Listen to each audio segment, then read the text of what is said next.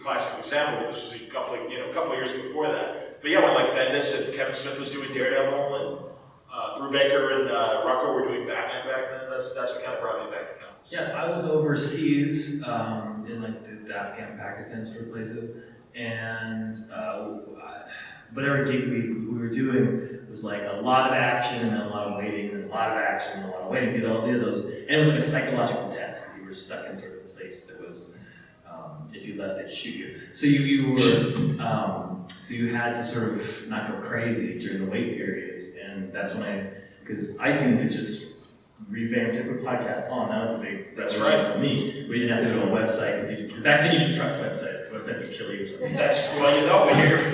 But you trusted iTunes. iTunes wasn't going to kill you. That's true. So you would download it from iTunes, and I was like, and I looked up because when the internet first broke up, we're so old, John. I know. Oh man. I'm Are you okay? Yeah, Jesus. Yeah, so I got like 15 years out here. Oh, you're really old. Oh, I really really see it.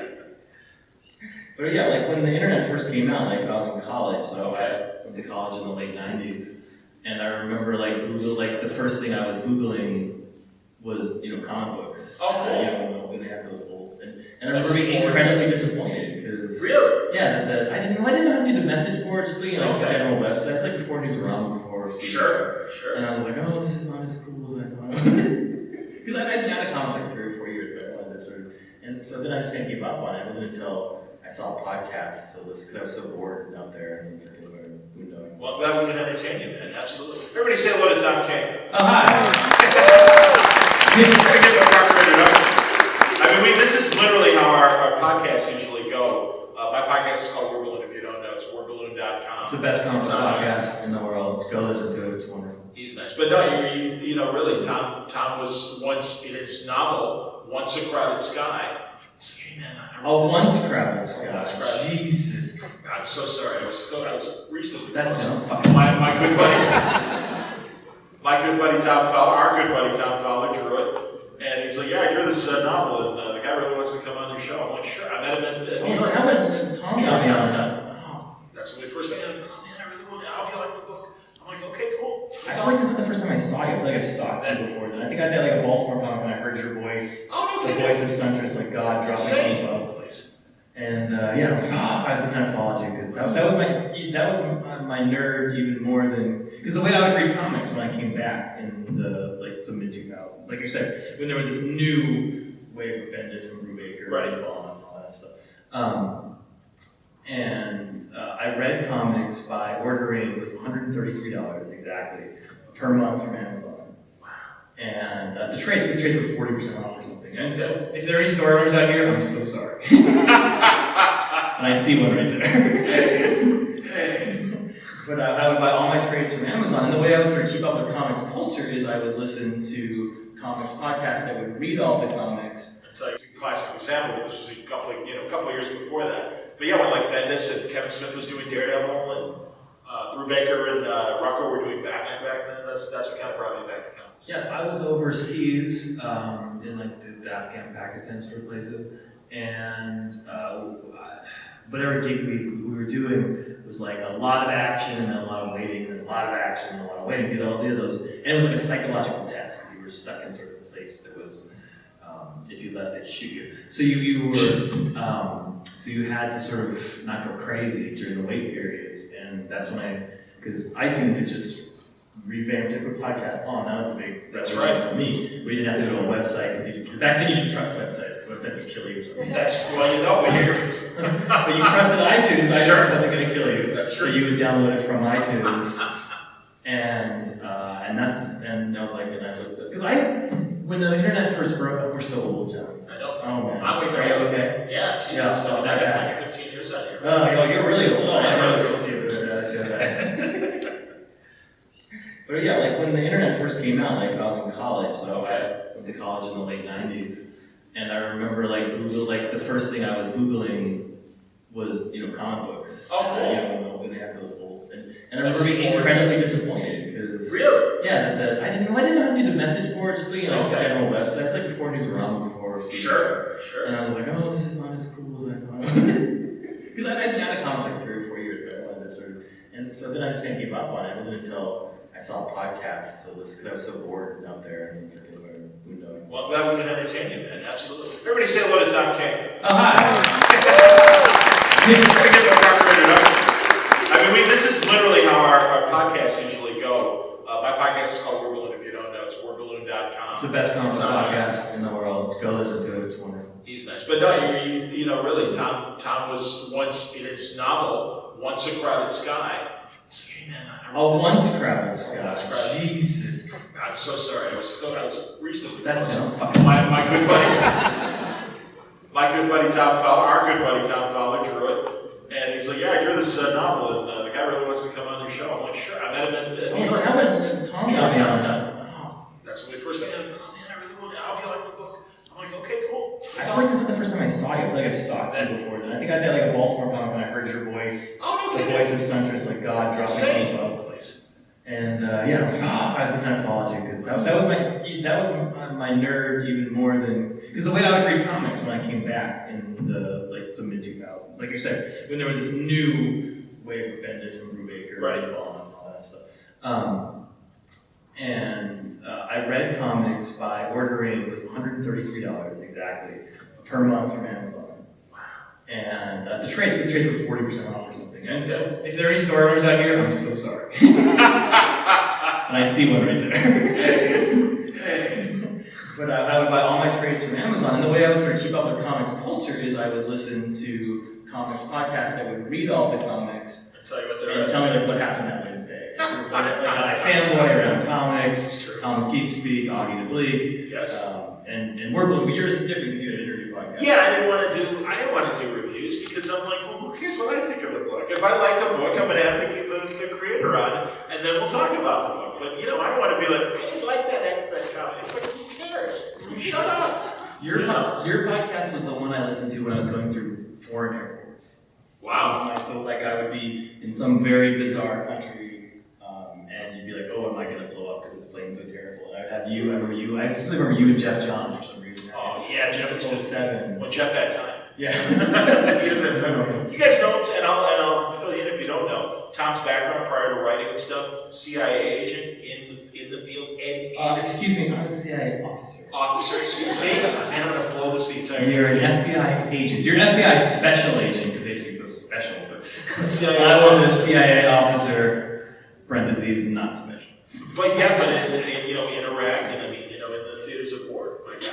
Yeah, I spent about 4 to 5 months in Iraq and then a year in the Afghan border. And in between then I was going all around the world. Man, and you know, one of his great Vertigo books, Sheriff of Babylon. Yes. Book and everything. Yeah, so 4 people that read it fucking Oh, loved it. please. Do they teach that at West Point? That's my practice. That's fantastic. Yeah, it's on West Point Reading 101. That's wonderful. Maybe it's no longer there, but the professor reached out to me about 2 years ago and was like, I just want you to know that I teach this at West Point. I teach your book to the new cadets. And I was like, oh, that's it. And yeah, so the Avengers had this is the Avengers 300 Spotlight panel, guys, that we showed up for. That's what we talk about for the next hour. Yeah, they had just broken up and they were coming back together to fight the Inferno, which is an event that made no sense, where fucking mailboxes turned into demons and ate your hand. And I just fell in love with that comic. I must have read it 30 times just in a week. Outstanding. Over and over and over again. Well, you know, I mean, and you might know what led to Batman and everything, Sheriff of Babylon. One Time Warp, you had a great sci-fi story. That was my first published comic book, was Time Warp, yeah. Which I just tried to make into a TV show. Hey, awesome. Yeah, they rejected it. Well, you got a couple irons in the fire. I know that we've been talking about that lately. Of course, and I hope people have questions about it. Tom is working, as I'm sure you know, on the new Gods movie. Pretty amazing. Writing it on the train yesterday. Wow. Yeah, I hope I get it right. Yeah, yeah. I was at lunch just now at the sushi place, which is over there, and I was talking to Clay Mann, who's my genius artist on many things, and I was like, here's this action scene I have to work, and Clay was working with me, and halfway through he's like, if this makes it to the fucking screen, I better get a check. And I was like, So I'm sure I hope you all have questions, but I mean, obviously you can tell Tom and I can talk and fill an hour without worrying about anyone asking, but mostly it's the old movies. So, yes, and we talk about old movies as well. We always end up talking about Bing Crosby. Yeah, that's true. We do end up talking about Ben Crosby. I guess we should just dive into this epic Batman story that, as you said, is going to take 100 issues to fully tell. Yeah. I mean, and really, it's funny. I talked to Donnie Cates a couple hours ago, and he was talking about, don't follow, like Jason Aaron on a book. And you had a similar issue because Scott Snyder certainly was, making his mark with Batman. And also you were kicking ass at Marvel with Vision. So that was kind of an interesting time where, certainly you had already kind of established yourself with Marvel. You tell this incredible, epic Vision story. I always said it reminded me of a great Bradbury or Outer Limits, or Straczynski was just here, Twilight Zone. Oh, yes, JMS. I can't say his last name, Straczynski. I gotta say JMS. Yeah, JMS. Do you know, I did the most asshole thing once to JMS. What'd you do? Is he still in the room? No, he doesn't. So when I decided to become a writer, we're just jumping around answering. Yeah. Oh, no. So I would do iFanboy. I mean, the podcast I was doing. I was writing my novel and I was taking care of my kids, but I was like, I'm gonna write something every day that somebody sees, just to get myself out there. And I wrote comic book reviews on the iFanboy website. Oh wow! No, not for them, not unsolicited. They did a thing where they would just list comic books and you could just post what you thought. Oh sure. You had a comment section. Yeah, no, but that's a great way to kind of engage the community and stuff. So yeah. Yeah, so I read this JMS book and it was like Shield #1 and I hated it. Don't tell him he's a genius. And I was such a fucking little asshole. An asshole is the back of your butt. And so I wrote this whole review on why I hated it. And then at the end of the review, I was like, I hated this review so much that if you look back at it, I didn't use the letter J, M, or S in it. It was so hard not to use, but I spent like 2 days writing a whole review not using the letters J, M, or S. Because I thought that was so clever. S is the hard one, is. When you lose is, you lose a lot of fucking words. It's very common. Yeah, absolutely. J was okay, get rid of J, but S is not. That's why there's so many of them Scrabble lines. Because you use is and am, so you're like, oh man, that's a lot of the 2B verbs. Anyways, that's what a fucking little asshole was. A little asshole is a smaller version of it. How hard was it back then to pitch, before we get to Batman, the Vision story of Greg Marvel? I mean, that's great. There's not necessarily an A-level character at all. And you have this incredible story about him and his family. And wanting to create it. So the way that Vision happened was I was doing a book called Grayson over at that was with Tim Seeley, the brilliant. So Grayson was before Vision? I guess it was. Yeah, Grayson. So I forgot. Just if you don't want, the order of my career was I wrote the novel, big flopping failure, but got some good reviews.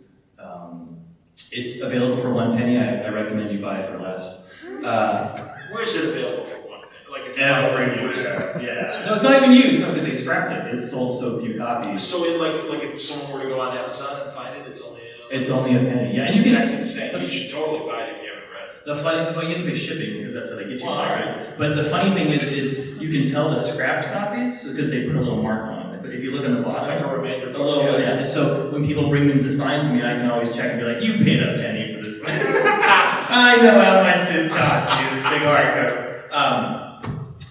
Yeah. So that sold nothing. So that was a big flop, and it was even worse because it got good reviews, right? So I was like, okay, when the softcover comes out, because all the reviews will be on, it'll be nice, and at least it'll be like in Barnes & Noble, it'll be on the shelf. But Barnes & Noble and my publisher were having a fight at that time. It was like a 3-month period, and Barnes & Noble it was from Simon & Schuster, so Barnes & Noble didn't stock Simon & Schuster for 3 months, and my book was sort of sacrificed. That's a huge publisher. That's not like Jimmy's Books or anything. Yeah, it was crazy, yeah. So my book did not get stocked at Barnes & Noble. Oh my God, that's horrible. Yeah. Jesus. The softcover. Yeah, that came first, and then and you showed that. I remember Paul Evans, right? Did you I sent it to Paul Evans. He hated it. Former publisher, he's. Paul Evans was a friend of my mother's because my mother's was a studio executive, and so that's he was the only person in comics I knew. And so I sent it to him, and he sent me a letter back saying, "I don't think this business is for you, kid." And how do you want to hear from one of DC's great writers? It was a no holds bar, like, I better stop this kid before he goes off on the wrong path. Have you seen him since? Yeah, we're friends, I know him. I don't know if I've told him that story, but like we were at the Eisner this year, he won an Eisner, he got in the Hall of Fame Eisner, and I won a before. And so I wanted, so he was right, like, he was, I was right next to him, so we were like, and then you put your little fucking note right there. Hey, Paul. I guess this happened, Like, what are we gonna do about this situation? But Paul's been incredibly nice to me since then. Well, that's good. Yes, and I think honest appraisal. Because I love that book, and I think there's. But I think honest appraisal is good for you. Of course, it makes you try it. Sure. And the fact that he took time to read it right now is very fun. The book as good as what does he edit on Wikipedia? Angel and the Ape. Yes. I love how you use book things that have an A in them. And but no one responded except Karen Berger, the founder of Vertigo, who brought in like Neil Gaiman and Grant Morrison. I mean, Len had a lot to do with that too, but Len and Karen. Oh, no kidding. Yeah, Len found Alan Moore. Well, yeah, I don't know. I realize that, but I mean, did he help like get you over there, or you just? No. Len, I'm giving Karen credit for all that shit. Yeah, Len and Karen. Yeah, but like, I mean, you're right, and yeah, she did start as Len's assistant, but Karen's got like literally one of the best critical eyes as an editorial. No, there's no. I feel like not the best. I can't think current comics. Like Jason Aaron. I mean, like yes. Well, and I mean, Brian Azzarello, Scott Snyder, sure. Yeah. I mean, that's the thing. I mean, Vertigo. Yeah, I mean, Karen Berger, as you know, I'm sure. Vertigo was her baby, and now she's doing great stuff at Dark Horse. Yeah, and she's brilliant. Brilliant. Yes. So I would never care without her. She gave me my first break, which was an 8-page story in Time Warp, and that got me. The editor of that wanted to hire me for Grayson, and they're like, no, that's a stupid idea. Because I'd been in the CIA, so like, spy book Grayson, right? And they teamed me with Tim Seeley, and Tim could have been like, who's this guy? I've never read comic books. Sure. Because Tim was established, but instead Tim was incredibly friendly, incredibly welcoming, and sort of taught me the ropes on how to write. Tim Seeley and Tom Fowler are the two people who taught me how to write comics. That's awesome, and I'm not surprised. I'm from Tim's base Chicago and stuff, and yeah, Tim is another guy that it's always nice to hear that people that have made it can extend a helping hand. Yeah, so I would not do without Tim and Tom too. Tom Fowler was the guy who started Tom. I still think every time I read a comic book, the lessons Tom Fowler taught me about comics. That's excellent. Wow. Yeah. So again, yeah, great. I mean, Grayson. I mean, and there's a book that maybe shouldn't have succeeded as far as the pitch. It's Robin. It's Dick Grayson, but he's not going to be in the suit. He's going to be a super spy. Everybody hated it so much. What? Well, yeah. Most beloved hero. Honestly, I think even more so than as far as a certain generation that grew up on, the Wolfman Perez Titans and Nightwing and stuff. Everybody loves Dick Grayson. Dan DiDio tried to kill him in Infinite Crisis. So many. And thank God, all the other creators are you nuts? And I mean, again, you mentioned Jeff Johns. Just like if there's one beloved character in the DC universe that not only by fans but also by the heroes, it's Dick Grayson. Everybody trusts and loves Dick Grayson. But Nightwing, and then you take him out of the DC universe. He's working covertly as a spy, as Grayson. Who knew? And all of a sudden, we're all like, "This is an awesome book." In a field, frankly, of a lot of misfires from DC at the time, Grayson was one of the exceptions. Well, he was at the time, no longer, but at the time, he was my favorite character in comics. I mean, if you look at my novel is about two characters that one's Captain America and one's Dick Grayson.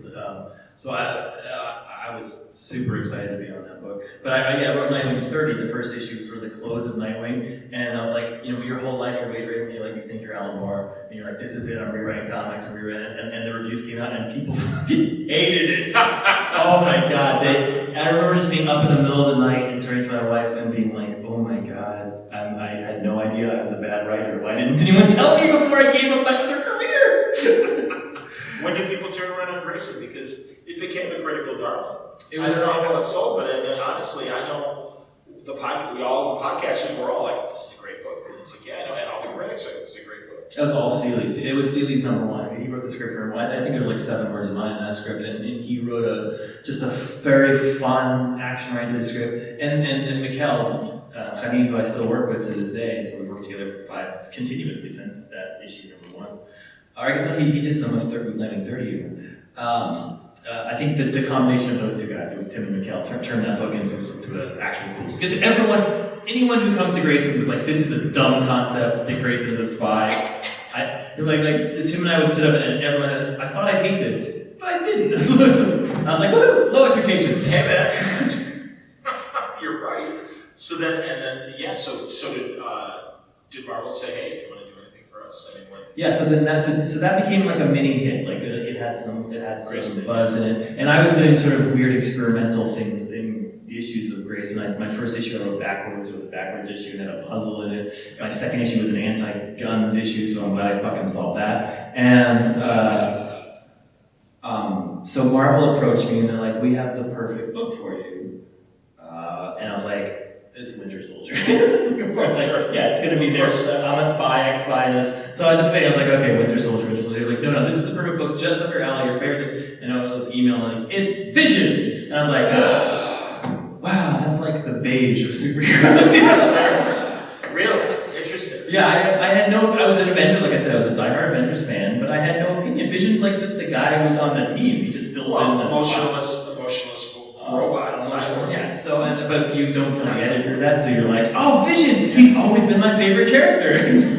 Because, the secrets of writing is lying. So, and the guy's like, really? Nobody said that before. And I was like, yeah, because he fucking sucks. Yeah, I've always wanted to write Vision. Like, send. Because I was at Marvel, I just wanted to work at Marvel. So, and then the pitch was, they're like, well, what do you want to do? And I was like, you don't want to say the wrong things. You don't know if you just want to, you just tell me you're so desperate just to write, so you don't have to write fucking reviews without JMS in them anymore. So you're like, you're trying to say, I was like, whatever you want me to write, I'll write, whatever you want, Vision porn, let's do it. I don't fucking care. Vision porn. So you're like, so you're looking for hit, but you don't want to sound like you don't have any ideas. Sure. So you're like, well, give me a genre, because I'll just pick anything. And they're like, sci-fi. So I'm like, sweet. So I'm like, I'll do Vision as Doctor Who. I didn't know Silver Surfer was already doing this because I was a poor researcher. But I was like, Vision as Doctor Who, going into a lot of Vision. And they're like, yeah, sci-fi, but not in space. And then I'm like, what the fuck is sci-fi, not in space? And then I was like, I didn't know what it was. I was like, what's sci-fi, not in space? I was like, kind of like Frankenstein. I was like, oh, that's cool. He makes a wife like Frankenstein's. I'm a big old movies fan. Sure, obviously. Wife of Frankenstein's a big. So I was like, oh, that's cool. And I was like, oh, but that actually is just. So I was like, what would make this unique? And I was like, how about he has kids? And I was like, oh, that's cool. That's, at least a little different take. Yeah, when you get to the point in a picture, like, oh, that's kind of fucked up. A guy making his wife and kids and building a family for himself. I was like, that's cool. And then I was with Daryl, a mutual colleague of ours. Oh, Daryl's it. Yeah, and Daryl's like, so what do you got for this Vision thing? And I was like, it's Vision, but he makes his own family. And it's a comic about them. He's like, that sounds stupid. It sounds. That's hilarious. Because when you say that, you get this idea of like a sitcom in your head, of like with a Small Wonder. You get Small Wonder in your head. God forbid. So, and then I literally immediately was going back just so I could be cool for Daryl. Like, yeah, but it's Breaking Bad and it drives me crazy. Just to impress him, just like literally to my friend. He's like, that sounds cool. So that became my pitch. Wow, because man, I'll tell you, did you do that original cover where we see them like a nuclear family, like a Cleavers or the Cunninghams or whatever, and they're in front of their house and it's all robots. It's all androids. Yeah, so that's what was that your name? No, that was Mike Delmundo. Mike Delmundo. Brilliant, the best cover artist I've ever worked with. Mike Delmundo. I'm not surprised, because seriously, that's what I'm like. Oh, this is interesting, and that's funny. The other things that you mentioned, because I'm like, like Frankenstein or even Small Wonder. But no, my head really immediately went to like black and white Outer Limits and classic Ray Bradbury. A robot decides to like make his own family, and then things go horribly wrong. And then I wanted to, so I was doing Omega. Omega Man was going on at that time. It was a big failure. This is a tour of top. Isn't that interesting though? Because then, it didn't sell well, but I think now people really do look back at it and say, that was one of those submarine books that should have gotten a lot more attention, and what I think people do like it. And so what I wanted to do with Vision was, I was like, I talked to Snyder about this, and I was like, why is everything failing? Why? And I was like, Snyder's were always failing. I was like, because he would set up the stakes in the very beginning. I noticed in all his books, like in the very beginning, like, the whole world's blowing up, and then might sort of back out from there, you know? So I was like, oh, I want to do that Vision. So then I was like, okay, well, I'm going to add some narrative like they do, like Neil Gaiman does, where he like starts a story with at the end of this story, someone's going to die. And then I was looking for a narrative voice, and I watched the Andersons, or the Tragedy of the Andersons, Orson Welles' second movie. The Andersons. Magnificent Amber. Magnificent. Thank you, you fucking nerds. There you go, that's going. Another film buff. And so that starts out with a famous opening, and so I stole that Yes. voice, Oh, sure. and that became the captions. Oh, wow. You see, Tom, honestly, if you were revealing this stuff, I wouldn't have picked up on it. It was Orson Welles kind of voiceovers, which we were literally just talking about last night. Yeah, so That's insane. That's crazy, man. Yeah. Jeez. So that's how Vision came about. I mean, that made my career. Vision was Yes, made my good career. lord, absolutely, man. No, we hung on every issue. God, they were even doing those special director's cut issues where all the backmattering stuff and going over your script and all that. Yeah, Marvel was really sweet because they knew they sort of had something special, which they don't always do, and they reprinted an issue of it in a Deadpool versus Spider-Man, which I still sometimes sign, and which, you know, Vision itself would sell nothing because who's going to buy a Vision book? Because again, beige superhero, but people like Deadpool and Spider-Man, so they read Vision in the back of that, and that's what sort of caught it on. I remember that, absolutely, man.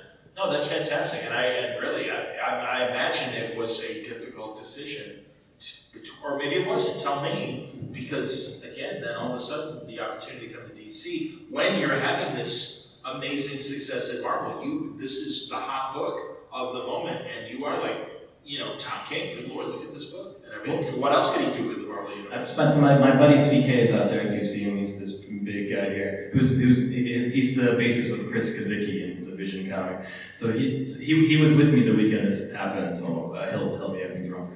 Yeah. So Marvel. So I got. It's nice to be hot. Oh my goodness. I would imagine. So two companies were sort of both wanted me to work for them, and Marvel said, "Here's the books on the table," and DC said, "Here are the books on the table." And the book DC was offering was Batman. And we were like, Chris and I hung out in Boston for a weekend while I don't know what to do, this or that. And he'd be like, just take fucking Batman, what are you crazy? It was Batman. Did you reveal what the Marvel books were that they were offering? I was getting to Fantastic Four. That would have been cool. Yeah, was this? Maybe Yeah. cool someday. I was going to do with Walter, who did Vision with me, we were going to do a trilogy of books. Sure. We were going to do, so it was going to be Vision, Fantastic Four, and then I think Power Pack. We were going to do three family series, like a family trilogy. Absolutely. So that was the original plan. And I was like, I was telling CK out there, I was like, but you don't understand, I have this beautiful vision of how this can be, and it'll be artsy and fartsy and this, and he's like 100,000 people buy Batman every day. Fucking Batman. He's like, I know your wife, she'll kick you in the balls if you don't do this. But again, following a hot run isn't always a gimme. And I mean, God, I know when Kevin Smith left Green Arrow, everyone was, you know, like, who's going to follow that? And luckily, Brad Meltzer, novelist, is like, I'll do it. And honestly, everyone's like, exactly. It was fantastic. Yeah. You know, so you never know. But like I was saying, even Donny Kids, I don't know if I want to follow Jason Aaron on, the Doctor Strange. And he obviously did a great job too. But yeah, so Batman, yeah. I mean, I get it on paper, but It wasn't particularly hard following Snyder. That was not at least not to me, the challenge. Because if people like, this is comic history stuff, but Snyder just went and started writing All-Star Batman. He didn't like leave the title. He just said, my title continues over here. that's true. And which is similar to what I'm doing right now. Backhand. Backhand. So to me, I wasn't following Snyder. I was just picking up a book while Snyder was also writing. I never thought. To me, the challenge was following Frank Miller. I think that was the big I challenge. would imagine, yeah. Because it was not that I put myself in the same sentence as him, but the idea of we've talked about this before, but the idea that Frank in year one DKR to me wrote the perfect Batman stories. If you think of a platonic ideal of what a Batman story is, it's fucking, if you want an old Batman, DKR. If you want the young Batman, like those are just, they're perfect. They are perfect stories. And you will never, I can write the best Vision story. That's not a challenge. Even the best Dick Grayson story is not that hard, but the best Batman story, I can't do it. You're like, it's like when calculus, when you approach infinity, but you never get there, you know? It's just, you'll never get to Frank Miller. And that was it, like almost, I mean, it's still to this day haunts me. Every time 4 issues go by, Batman, I think, well, I just wrote 4 issues, that's how much room Frank got to write year one. Did I do year one? No, fuck you, Tom. It's like, I think what impresses me about your Batman run is with the beginning, with I Am Gotham, it started as this very simple, well, at least it felt like it was a simple story, the initial arc, and then each succeeding arc got deeper and darker and crazier, and went into these weird directions. I Am Arkham, I Am Bane, all that was happening, and then leading to the romance with Catwoman, and by the way, folks, obviously, if you are start throwing up hands if you have questions, because I do want to involve you guys in the first issue. Tom and I can go on forever, but it was this very intricate story, and even in the midpoint of 50, which I know is a hot button for a lot of people. What? I hadn't heard that. That's news to me. People didn't like 50. You and I would be on the podcast, and I'm like, Tom, I don't want you to spoil. I like my Christmas presents on Christmas morning, but that said, something's got to happen here. I'm like, there's no way in the hell DC is going to let Batman marry Catwoman. We all know. Going back to Hush and what Jeff Loeb and Jim Lee were able to do, we know that the spark is there, but it's like, married? Are they going to really let them get married? And again, every subsequent arc, the fun with Lois and Clark, and then going to the amusement park and having some great deep character moments for all four of them, discussing all this, and Joelle getting the beautiful design for the Catwoman dress. And then of course the retailers, the parties and stuff. But yeah, I don't know, man. I don't know. And again, I'm not saying like I'm any genius. I'm just like, I don't know. And yeah, then 50 happens it's your story, so you knew what was going to happen, but the way that it was marketed and stuff, obviously, were you like, oh no, don't do that. Because please don't do that, because I'm about to pull the rug out from under everybody. And I heard the stories, I'm sure you guys did too. There were stories where people were dressing up like for the wedding. Yeah, there was a midnight release. I think you and I, John, have read too many comic books and seen too many TV shows. Yeah. And, we grew up on Moonlighting and even, Friends. We're not that old, but the idea that when Ross and Rachel finally hook up, it's kind of boring. Well, right, the next day, it's like, all right, now what? You mentioned Moonlighting. That's David and Maddie, absolutely, man. Sybil Shepherd and Bruce Willis. Oh, they're finally together. Okay, now what? God, even I Dream of Jeannie. When Tony married Jeannie and stuff, it's like, to me, it was always like, okay, this is the halfway point in this story. Yeah. And I had planned Batman like I would do a 12-issue series, but I planned it in 25 issues at a 4-issue chunk. So in the first 25, we sort of established who Batman is, my Batman, some similar stuff. In 25 through 50, he climbs into happiness, and in 50 through 75, he falls into sadness, and 75 through 100, he climbs back to happiness. So it was a little chart. Yeah, man. But ambitious being that long as well. Yeah, well, since it's twice monthly, so that makes it different. So I knew it was I knew it was 3 years, just 3 years. So I knew and Batman's in my contract, so so I knew I'd be on Batman for 3 years. So I knew I had 100 issues. That's cool. Which goes back to that Fantastic Four thing we were talking about before, right? So to me, I didn't think people would. I thought I'd always be like, will they, won't they? That's what I always thought it would be. But it was marketed as they will. Aren't you excited? And I fucking regret that. If you look back on my Twitter and my thing, that's not coming from me. You can. No, it was the company. It was the company again. They did the same thing with Green Arrow and Black Canary on obviously a much smaller scale because it was Green Arrow and Black Canary. But yeah, man, no, it's like okay, this is going to happen. But dude, I'm telling you, as a reader, and I don't know if the rest of you felt this way, but yes, the wedding doesn't happen. They're all sad. Everyone's leaving and everything, and then you get that great scene of I always forget her name, Selena's friend. Oh God, yes. You know, boy, he wrote it. But anyway, I hate being 41 guys. She crawls through things and they're no longer. You see her going through all the corridors, and she's there in the basement of Arkham or whatever. And that great photo, or that great last scene of all these villains and heroes. Thomas Wayne is there as well. What the hell's going on? Skeets is there from Booster Gold. What the hell's going on? And you just got Bane on that throne of skulls or whatever he was sitting on. Just the bat is broken. It must be so uncomfortable. How many skulls did he get his butt for? He had a cushion underneath. He had a donut. I can't sit on the skulls without my donut.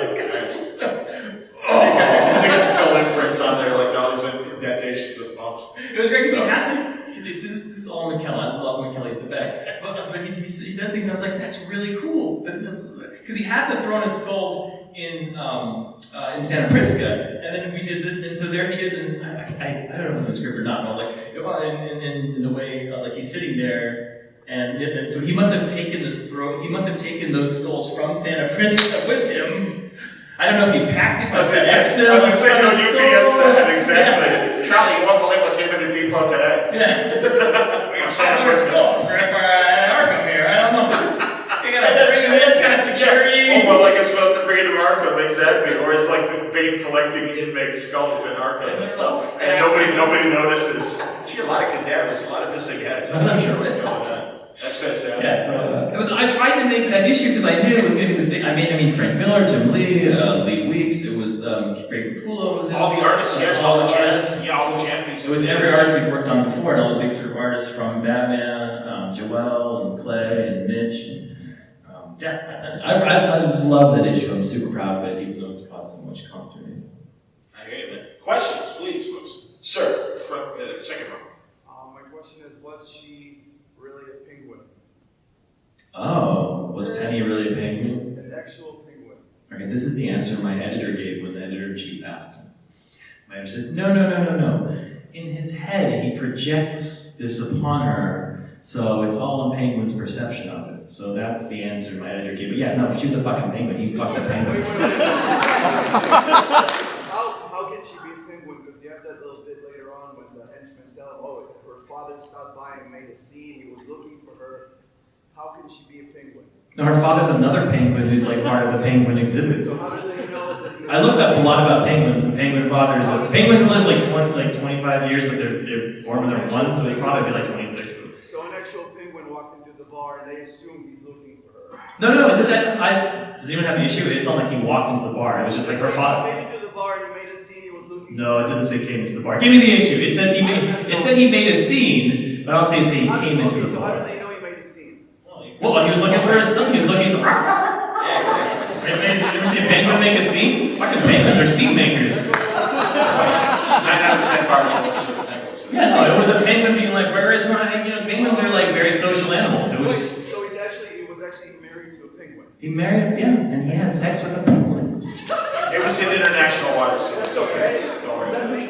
That's what I'm saying, international waters. Is it legal to have sex with a penguin? Why? Fucking Connecticut is a weird ass state, you know? Do you not know that it's illegal to have sex with a penguin? It's like the Simpsons when they're in the international waters at the sea camp. It's like, I now pronounce you man and cow. And it's okay, that's great. So. No, it's illegal to have sex. Well, that was a good question. I'm glad you asked before you leave. That's good. Sir. Obviously, the new gods, right? You can't say too much, but can you maybe say some of the characters you're using? I mean, obviously, Ryan, Carlos Miracle, or. No, I can't say anything. Ava has said that, I think she said on Twitter that it wouldn't be a New Gods movie without Darkseid or something like that. I think so, she said that. Like Darkseid Lesser Lane. That's one thing, the Justice League movie, you can say a lot of bad things about it. One was they had just Steppenwolf instead of Steppenwolf. Yeah, but that wasn't original, that wasn't real Steppenwolf, that wasn't Darkseid's uncle Steppenwolf. Do you think that didn't feel... Each time they go out for one of the bots, they could have had Calabac do one, Kanto do one, instead of Steppenwolf. Hopefully you guys may be doing something more than that too. I mean, I can say it's very Kirby influence. Like the whole point of the thing is to pay homage to Kirby, because I think this was to him, at least I can't say to him, I can't say that, but in my mind to him, is that this was sort of his greatest creation, his magnum opus, sort of. Yeah. So I think if the whole point of the movie is to honor him, because I feel like I used to say he's a founding father of sort of comics, but now it feels like almost like a founding father of modern pop culture. Like I feel like he's like taking over the imaginations of our children, and he's a worthy person. He's this guy who grew up in the ghettos of New York, who became a war hero, who dedicated his life to keeping his family fed by overworking himself to death, basically. And got shat on left, right, and center and kept going. And I think he's to bring that spirit out and to bring his imagination out is the goal of the movie. So I think I can say that. But that's like generic pablum, you know. You want to actually know the names, I can't say that. How about the kid in the back there? Yes, sir. How does the closing down, I guess, of Vertigo affect any future of Sheriff of Babylon? Oh, that is a fucking That's an excellent question, sir. That is great. How does it affect? That's a good question. I don't. The answer is I honestly don't know. I guess if it was to come out again today, it would be called Black Label Sheriff of Babylon or something. That would be my guess. The Sheriff season 2 is written. I've said this many times, and I would only do it with Mitch. And the problem with Mitch is that he's drawing Strange Adventures, so kind of Stretch. but yeah, if we do that again, yeah, it would definitely, of course, not be a Vertigo book, but I don't even know if we do it at DC, depending on the rights. Yeah, depends on the rights. It's a great question. I never even thought of it. Gentleman in front. Two-part question. First part has to do with Heroes in Crisis, which I really enjoyed. I knew there was one guy right there. Thank you, sir. Thank you. And I was looking forward Can I tell you Heroes in Crisis story? Interrupt your question. I was looking forward to it for the longest time, so I enjoyed it when I got it. Oh, I'm curious about kind of the origins behind the stories of how it came about, given your military history and everything. And the other part of the question is, in your spin-off from Batman that's forthcoming, Batcat, yeah. what can you tell us about it? Okay. So I'll do the first question first.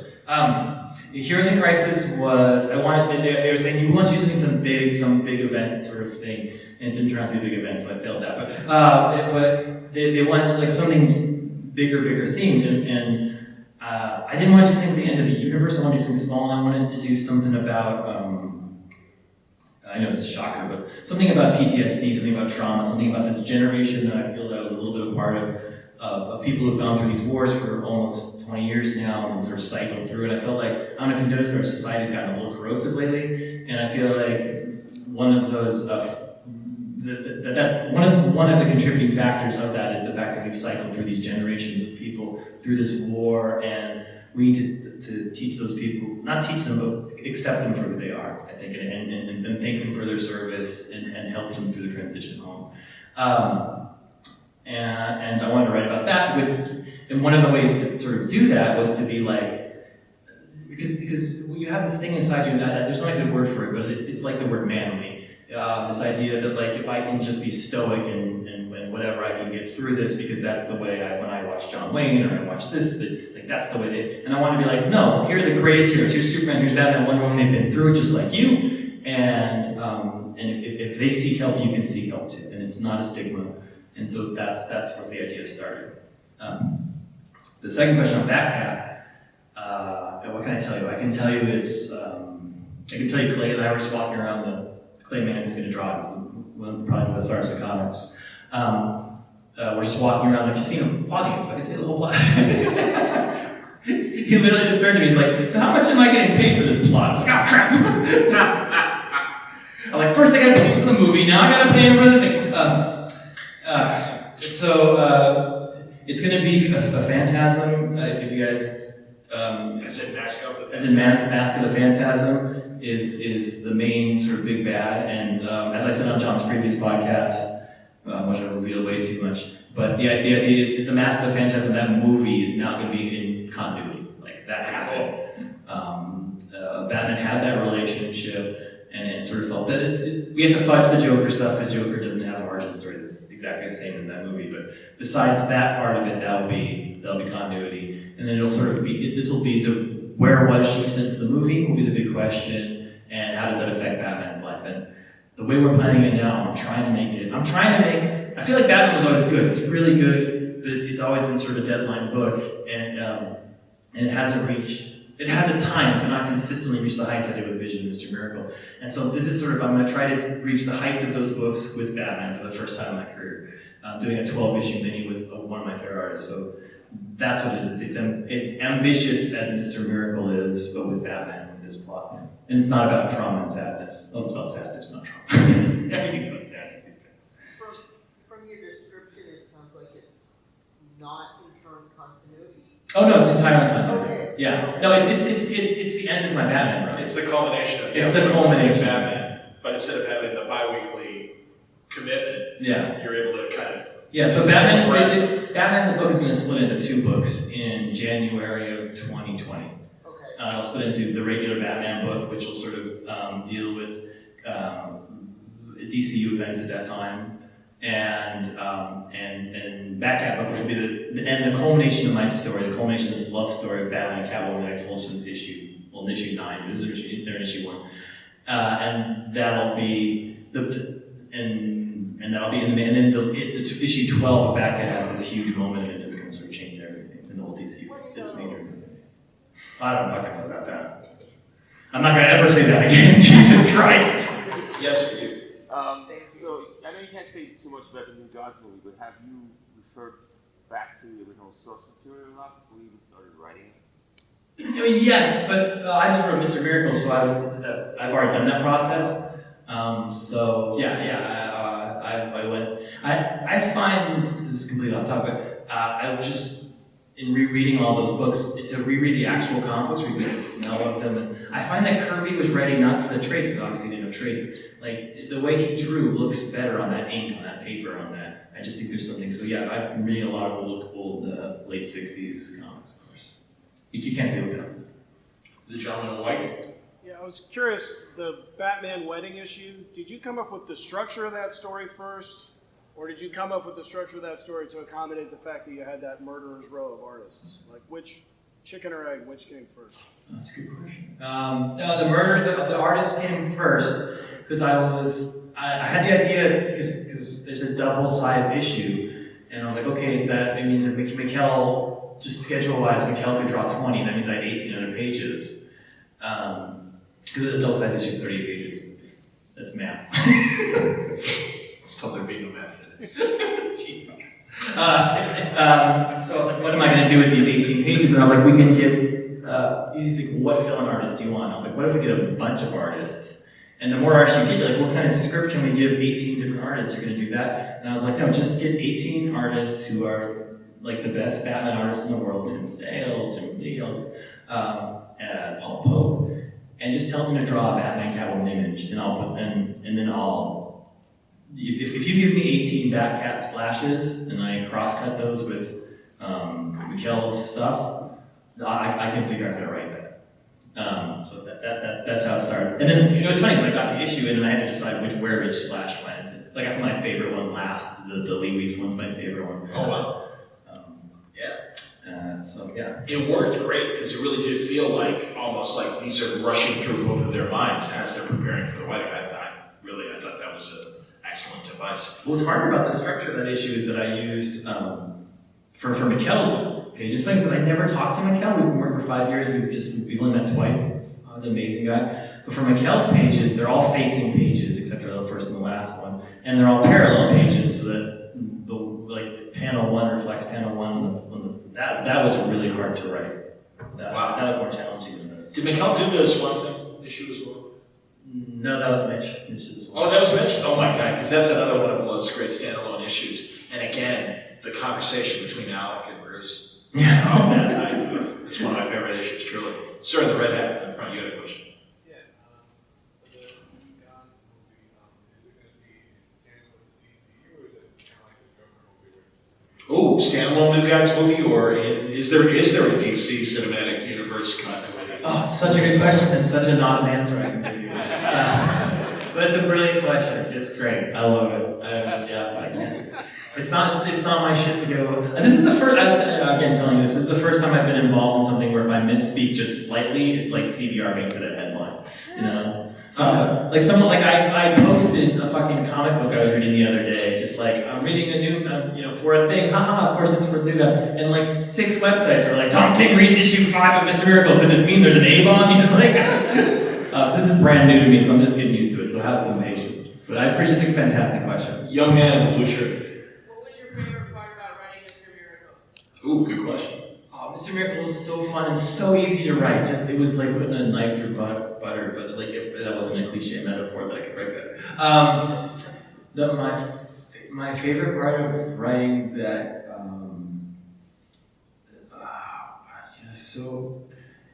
because you could do anything with it. You could because the brilliant thing about Kirby is you reach, and I'm discovering this in the New Gods movie too. Is like. It's this perfect storytelling world. It's much better than Batman as a storytelling world. In Batman, you're in Batman and you're like, okay, I want to have a fight. And you're like, okay, I have a rooftop, I have a street, and I have oh shit, I have options. You're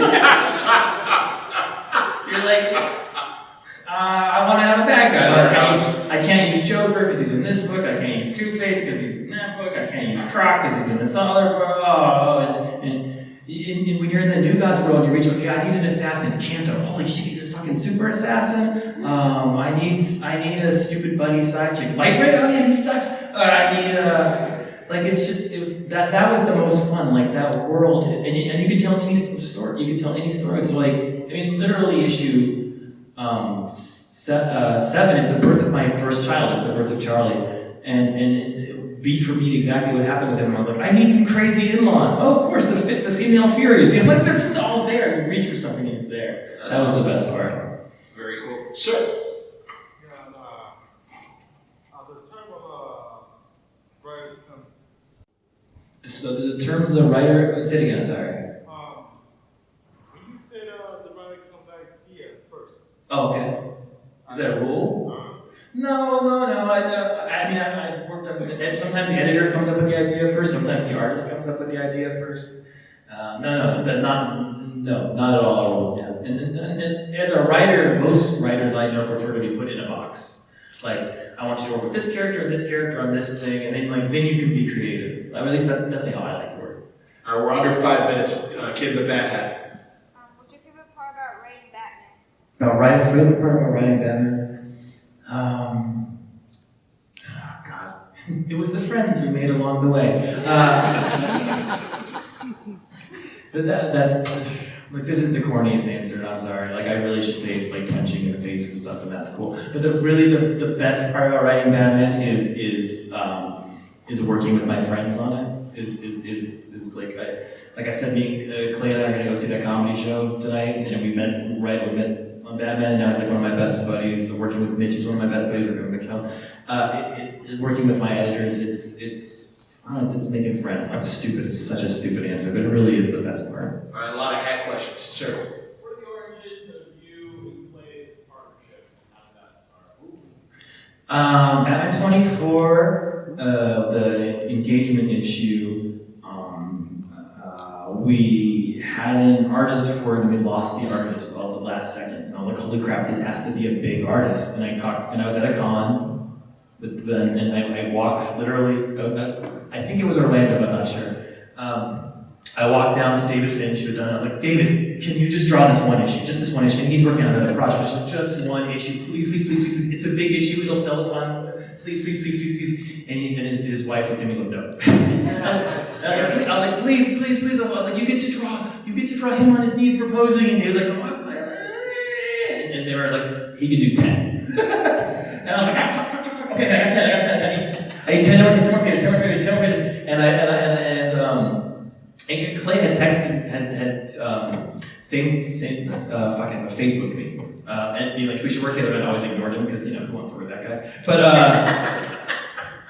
and Doug, with our agent who represents us, was like, how about Clay? And I was like, is he good? And then he showed me some pictures, like, I don't think so, but alright. And I literally walked down to the other side of the table, and I was like, yeah, you have any interest in just doing these 10 pages? And he's like, oh cool, I can show them getting engaged. No, you have the 10 boring pages, because I already promised the 10 good pages to Finch. And that's how it started. I walked from one side to the other, and they just happened to be next to me at a con. That's hilarious. All right, gentlemen with the hat back there. I just wanted to pick your brain. How are you able to write stories, superheroes, whose emotions are so blunted, but you're able to give them such humanity and emotion? I don't know, how do you do the opposite? Right? Like, that'd be the harder question. How do you write characters that have no humanity? Aren't you fucking human? I guess I wrote robots for Vision, but even they seem to have some humanity. This sounds like bragging, but it's the opposite of bragging. I'm not competent enough to do it the other way. If I could write, this is insulting to Rob, but if I could write a comic, like Rob Liefeld wrote X-Force #1 and sell 4 million copies, I would fucking do it in a second. But I don't know how to do that. I hear you. Gentlemen with black shirt.